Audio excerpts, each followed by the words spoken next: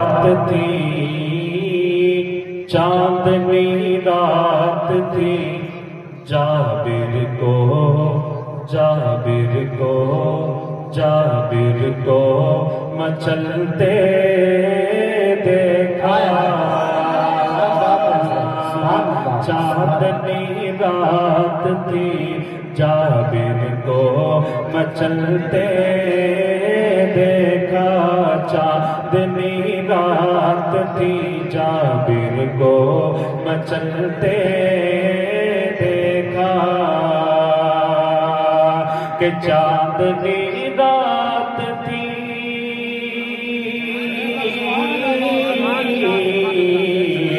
چاندنی رات تھی، جابر کو مچلتے دیکھا، چاند آنگن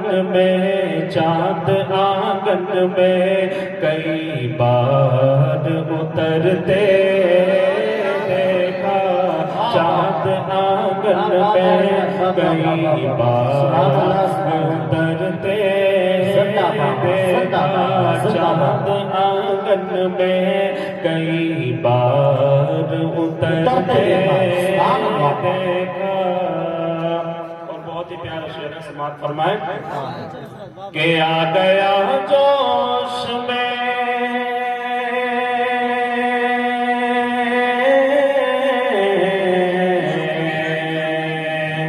انگلیاں فیض پر، ٹوٹے ہیں پیاسے جھوم کر، ندیاں پنجاب رحمت کی ہے جاری باہوا، آ گیا جوش میں دریائے کرم جب ان کا، آ گیا جوش میں دریائے کرم جب ان کا، تو چشم انگشتے مبارک سے نکلتے دیکھا، چشم انگشتے نعرہ رسالت مسلک اعلیٰ حضرت فیضان غوث اعظم فیضان اولیاء اکرام جشن دستار بندی مفتی نوشاد عالم صاحب قبلہ مسلمانان چند پور بریلی شریف، سبحان اللہ۔ چشم انگشتے مبارک سے نکلتے دیکھا، اور مارے حیرت کے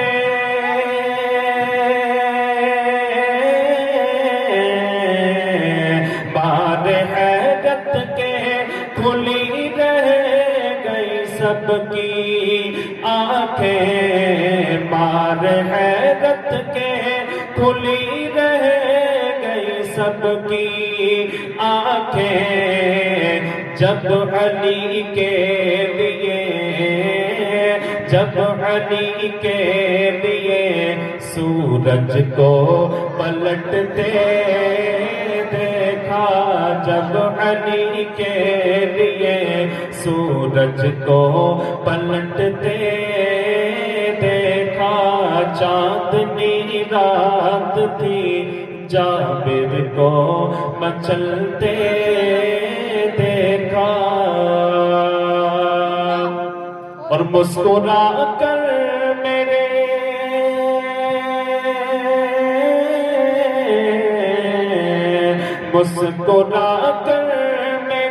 سرکار نے آنکھیں کھولی، مسکرا کر میرے سرکار نے آنکھیں کھولی، پاؤں جب حضرت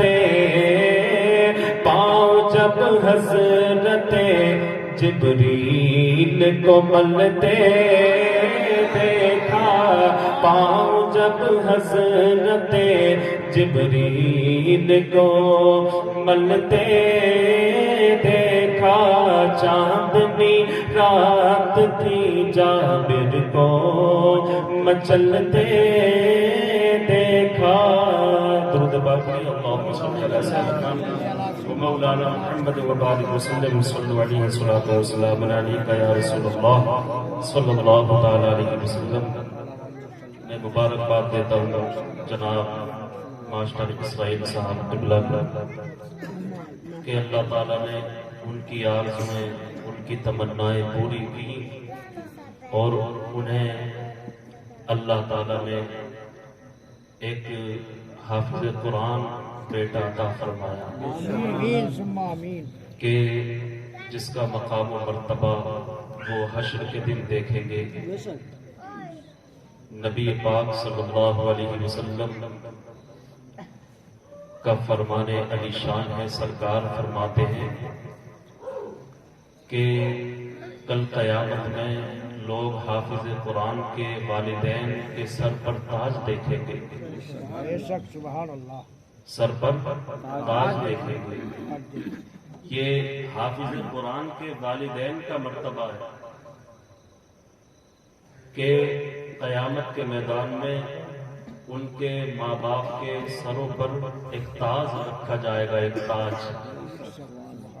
اب آپ بتائیے کہ جب حافظ قرآن کے والد کے مرتبے کا یہ عالم ہے تو خود حافظ قرآن کے مرتبے کا کیا عالم ہے نہیں؟ حافظ قرآن کے والدین کے مرتبے کا یہ عالم کہ قیامت کے میدان میں ان کے سروں پر تاج رکھا جائے گا۔ وہ تاج کوئی معمولی تاج نہیں ہوگا، تاج کوئی معمولی تاج نہیں ہوگا، آج کی طرح نہیں ہوگا۔ آج اگر سونے چاندی کا بھی تاج رکھا جائے تب بھی اس کی کوئی ویلو نہیں، اس کی کوئی اہمیت نہیں، اس لیے کہ دنیا کی وہ چیز کتنی بھی مہنگی کیوں نہ ہو، کتنی بھی قیمتی کیوں نہ ہو، آخرت کی ہلکی سے ہلکی چیز کے سامنے بے نور اور پھیکی ہے۔ آخرت میں آپ جانتے ہیں کہ ثواب کتنا دیا جاتا ہے۔ یہاں ہم دیکھتے ہیں کہ نبی پاک صلی اللہ علیہ وسلم فرماتے ہیں کہ جو صدق دل سے، سچے دل سے اللہ کی راہ میں اگر ایک کھجور کا دانہ خیرات کرتا ہے، ایک کھجور کا دانہ، میں 1000 2000 10,000 لاکھ 2 لاکھ کی بات نہیں کر رہا، کھجور کے دانے کی بات کر رہا ہوں۔ کھجور کا دانہ، اللہ اکبر، اس کی قدر و قیمت کیا ہے اللہ کی بارگاہ میں آپ اندازہ لگائیے۔ سرکار فرماتے ہیں جو بندہ صدق دل سے یعنی سچے دل سے اللہ کے لیے ایک کھجور کا دانہ اللہ کی راہ میں خیرات کرتا ہے تو مرتے وقت اللہ تعالیٰ اسے احد پہاڑ کے برابر ثواب عطا فرماتا ہے۔ احد پہاڑ کے برابر ثواب عطا فرماتا ہے۔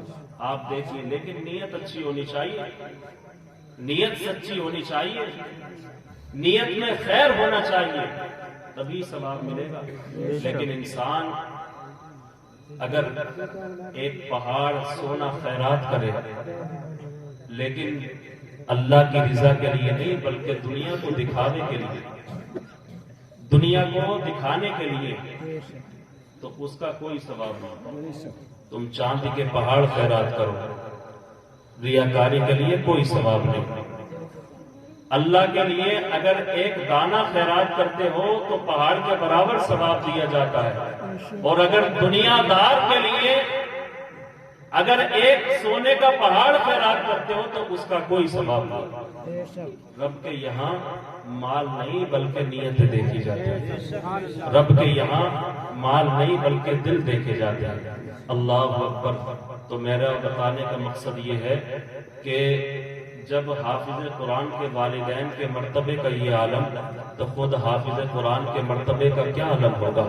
بتاؤں میں آپ کو، نبی پاک صلی اللہ علیہ وسلم ارشاد فرماتے ہیں کہ جو دین کی طلب میں نکلا تو وہ جنت کے راستے پر ہے۔ سبحان اللہ۔ کس راستے پر ہے؟ جنت۔ آپ یہ چاہتے ہو کہ آپ کا بچہ بھی یہاں بیٹھے جہاں میں بیٹھا ہوں؟ سب کی آرزو یہی ہے نا. اور اس وقت باپ کو کتنی خوشی ہوگی جب اس کا بچہ منبر پر کھڑے ہو کر اللہ اکبر تقریر کرتا ہوگا. اس باپ کو کتنی خوشی ملے گی. وہ باپ کتنا خوش ہوگا. وہ باپ کتنا خوش نصیب ہوگا کہ جب اس کا بیٹا منبر پر چڑھ کر تقریر کہتا ہوا نظر آئے اور منبر کے اندر محراب کے اندر قرآن کریم کی تلاوت کرتا نظر آئے. اس باپ کی خوشی کا کیا اندازہ ہے. ہم کیا سمجھتے ہیں کہ پڑھائی بہت معمولی چیز ہے, کوئی بھی پڑھ سکتا ہے اسے. نہیں میرے عزیزوں, اللہ کے نبی ارشاد فرماتے ہیں کہ میں مرید اللہ ہوں, اللہ تعالیٰ جس کے ساتھ بھلائی کا ارادہ فرماتا ہے اسے ہی دین کی سمجھ عطا فرماتا ہے. ہر کوئی عالم نہیں بن سکتا, ہر کوئی حافظ قرآن نہیں بن سکتا, ہر کوئی تعلیم حاصل نہیں کر سکتا. بہت سے ایسے لوگ ہیں اللہ اکبر جو عالم نہیں ہیں, بہت سے ایسے لوگ ہیں جو حافظ نہیں ہیں. یہ اللہ تعالیٰ انہی کے ساتھ یہ معاملہ فرماتا ہے کہ جن کے ساتھ بھلائی کا ارادہ فرماتا ہے. آپ کو اگر دیکھنا ہے کہ اللہ نے کس کے ساتھ بھلائی کی ہے, آپ کو اگر یہ جاننا ہے کہ اللہ نے کس کے ساتھ بھلائی کی ہے, تو آپ حافظ قرآن کو دیکھ لیجیے گا, آپ عالم دین کو دیکھ لیجیے گا, آپ کسی محدث کو دیکھ لیجیے, آپ کسی مفتی کو دیکھ لیجیے. اس لیے کہ جو مفتی ہوگا اس کے ساتھ اللہ نے بھلائی کا ارادہ فرمایا ہوگا. جو حافظ قرآن ہوگا اللہ نے اسی کے ساتھ بھلائی کا ارادہ فرمایا ہوگا. اللہ اکبر. تو میں بتانا یہ چاہ رہا تھا کہ حافظ قرآن کے مرتبے کا کیا عالم ہے. سرکار فرماتے ہیں یستغفر للعالم ما فی السماوات والارض.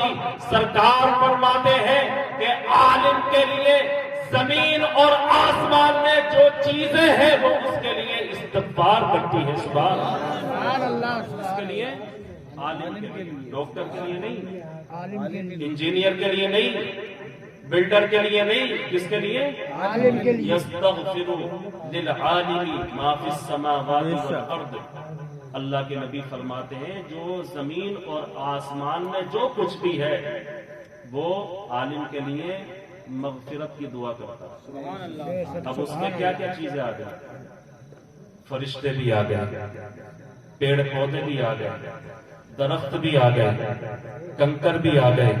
اور ایک جگہ تو سرکار نے کھل کے ارشاد فرمایا سبحان اللہ. سرکار فرماتے ہیں عالم کے لیے مچھلیاں پانی میں اور چونٹیاں اپنے اپنے بلوں میں دعائیں مغفرت کرتی ہیں. سبحان اللہ.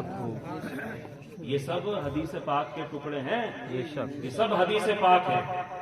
آؤ قرآن کریم کی ایک آیت سے عالم دین کا مرتبہ ملاحظہ کرتے ہیں.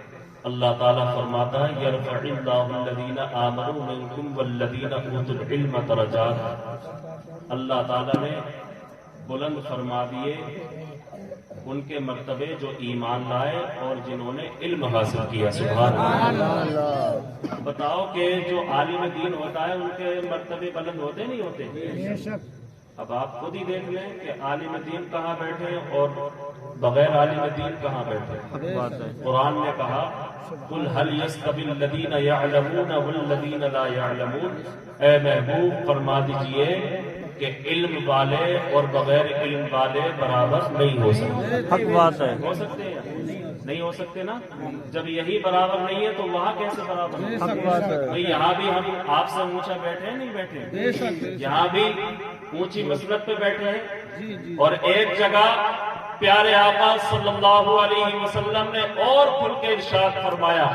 سرکار فرماتے ہیں حشر کے دن, قیامت کے دن اللہ تعالیٰ پہلے نبیوں کو شفاعت کرنے کی اجازت دے گا, اس کے بعد عالم دین کو شفاعت کرنے کی اجازت دے گا, اس کے بعد اللہ تعالیٰ شہداء کرام کو شفاعت کرنے کی اجازت دے گا. اب بھی بات نہیں کھلی. آگے اللہ کے نبی اور ارشاد فرماتے ہیں العلماء کورثۃ الانبیاء. میری امت کے علماء بنی اسرائیل کے نبیوں کی طرح. اب بھی بات واضح نہیں ہوئی. سرکار فرماتے ہیں میری امت کے عالم دین کے قلم کی سیاہی شہیدوں کے خون سے بھی زیادہ افضل ہے. سبحان اللہ. کس نے فرمایا؟ حضور نے. شہنشاہ کونین نے. اللہ اکبر. میرے عزیزو، آپ کیا مرتبہ، کتنا بلند و مرتبہ آپ سنیں گے عالم دین کا کہ قرآن اور حدیث میں واضح بیان آیا کہ علماء کرام کے درجے بہت بلند ہیں. اللہ تعالیٰ فرماتا ہے انما یخشی اللہ من عبادہ العلماء، بے شک اللہ سے ڈرنے والی جو جماعت ہے وہ علماء کی ہی جماعت ہے. کس کی جماعت ہے؟ علماء کی. علماء جانتے ہیں نا کہ کفر کسے کہتے ہیں اور شرک کسے کہتے ہیں، ایمان کسے کہتے ہیں. کم سے کم کفر سے تو بچ ہی رہے ہیں، کفر سے تو ڈر ہی رہے ہیں. عام انسان کفر سے کہاں ڈر رہا ہے؟ عام انسان کفر سے کہاں بچ پا رہا ہے؟ سرکار فرماتے ہیں ایک ایسا بھی دور آئے گا کہ انسان رات کو تو مومن سوئے گا لیکن صبح کو ایمان غائب ہوگا. یہ زبان جو ہے نا، زبان یہ سب کچھ کرا دیتی ہے. نبی پاک صلی اللہ علیہ وسلم ارشاد فرماتے ہیں تم مجھے دو چیزوں کی ضمانت دے دو، میں تمہیں جنت کی ضمانت دیتا ہوں. سبحان اللہ. سرکار نے فرمایا تم اپنی زبان کی حفاظت کی ضمانت دے دو اور اپنی شرم گاہوں کی حفاظت کی ضمانت دے دو، میں تمہیں جنت کی ضمانت دیتا ہوں. اللہ اکبر. اس لیے کہ زبان سے انسان وہ کچھ کہہ دیتا ہے کہ جس کا کوئی جواب نہیں ہے. زبان سے انسان بہت سی باتیں کہہ دیتا ہے. تکبر کی بات اسی زبان سے کرتا ہے، کفر و شرک کی بات اسی زبان سے کرتا ہے، اپنی بڑائی اسی زبان سے کرتا ہے، کسی مومن کی غیبت اسی زبان سے کرتا ہے، کسی مسلمان کی چغلی اسی زبان سے کرتا ہے، کسی مسلمان کے بارے میں تہمت لگانا اسی زبان سے کرتا ہے. اللہ اکبر. یہاں تک کہ جھوٹ بھی اسی زبان سے بولتا ہے. سرکار فرماتے ہیں تو اپنی زبان کی حفاظت کی ضمانت دے دے، میں تجھے جیتے جی دنیا میں جنت کی ضمانت دی. دے تو اپنی زبان پہ لگام تو لگا، تو اپنی زبان کی حفاظت تو کر. میں تجھے دنیا میں ہی بتاتا ہوں کہ تو جنتی ہے. اگر دیکھ لو کہ کسی کی زبان کھلے، زبان کسی کی کھلے اور وہ کسی کی برائی میں کھلے تو سمجھ جاؤ یہ مسلمان ڈائریکٹ جنتی نہیں ہے، ڈائریکٹ جنتی نہیں ہے. اس لیے کہ جس نے برائیاں کر دی، جس نے چغلیاں کر دی، جس نے غیبتیں کر دی، تو وہ سچا مومن ہوا ہی کہاں. نبی پاک صلی اللہ علیہ وسلم ارشاد فرماتے ہیں مومن تو وہ ہے کہ جو کبھی جھوٹ نہ بولے، مومن تو وہ ہے کہ جو کسی کی چغلی نہ کرے، مومن تو وہ ہے جو کسی کی غیبت نہ کرے. اللہ اکبر. غیبت کرنے والا قرآن اور حدیث کی نظر میں مردار کھانے والا ہوتا ہے. کیا کھانے والا؟ مردار. اور وہ بھی عام مردار نہیں بلکہ اپنے مردہ بھائی کا گوشت کھانے والا ہوتا ہے. جو غیبتیں کرتا ہے کسی دوسرے کی، کسی دوسرے مسلمان کی غیبت کرنا خود اپنے مردہ بھائی کا گوشت کھانا ہے. قرآن نے کہا اَيُحِبُّ أَحَدُكُمْ أَن يَأْكُلَ لَحْمَ أَخِيهِ مَيْتًا فَكَرِهْتُمُوهُ. کیا تم یہ پسند کرتے ہو کہ اپنے مردہ بھائی کا گوشت کھاؤ غیبتیں کر کے؟ اللہ اکبر. آپ اندازہ لگائیے ہم دن اور رات میں کتنی غیبتیں کر رہے ہیں. ہم سو رہے ہیں تب بھی کسی کی برائی کر کے، اٹھ رہے ہیں تب بھی کسی کی برائی کر کے، چوراہوں پر بیٹھ کر کسی کو نشانہ بنا دیتے ہیں. اللہ اکبر. سنو مسلمان کون ہے، سچا مسلمان کون ہے؟ نبی پاک صلی اللہ علیہ وسلم کی بارگاہ میں صحابہ نے عرض کیا یا رسول اللہ سچا مسلمان کون ہے؟ اللہ